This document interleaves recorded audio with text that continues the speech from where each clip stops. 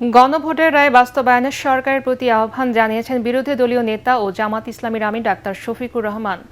রাজধানী মিন্টো রোডে বিরোধী দলীয় নেতার সরকারি বাসভবনে জুলাই এখনও শেষ হয় নাই শীর্ষক আলোকচিত্র প্রদর্শনী উদ্বোধন করে তিনি এই কথা বলেন। জুলাই যোদ্ধাদের সঠিক মূল্যায়ন না করা হলে জুলাইয়ের সাথে বেইমানি করা হবে বলেও মন্তব্য করেন তিনি। আগামী ৭ আগস্ট পর্যন্ত চলবে প্রদর্শনী।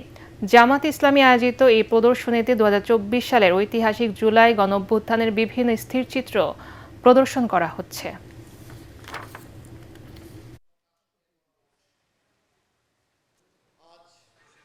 একটি প্রতীকী চিঠি, শহীদদের চিঠি, আবু সাঈদের চিঠি জনগণের উদ্দেশ্যে দেওয়া হয়েছে। এখানে যারা এসেছেন এবং যারা আসবেন, আমার অনুরোধ থাকবে এই চিঠিটা একবার চোখ বুলাবেন। চিঠি হয়তো অনেকের কাছে ব্যক্তিগতভাবে গিয়েছে, কিন্তু এই আয়োজনে একবার চোখ বুলাবেন। চোখ বুলালে আমাদের বিবেকের কাছে যে প্রশ্নগুলো জাগ্রত হবে তার উত্তর আমাদেরকে দিতে হবে, অর্থাৎ এ দায়িত্ব আমাদেরকে পালন করতে হবে। আমরা অঙ্গীকার ব্যক্ত করছি এই দায়িত্ব পালনে আমরা বদ্ধপরিকর।